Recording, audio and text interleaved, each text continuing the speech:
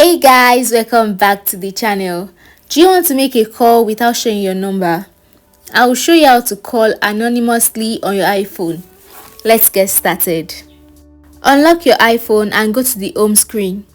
Open the setting app. Scroll down and tap on phone. In the phone setting menu, tap on show my caller ID.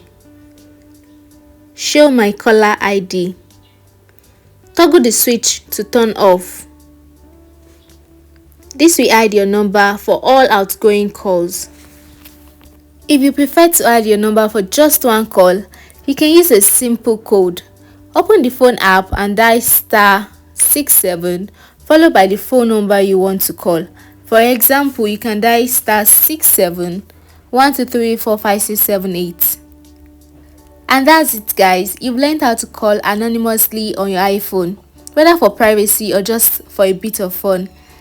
It's an easy trick to master. If you found this tutorial helpful, please like and subscribe, and I'll see you next time. Bye bye.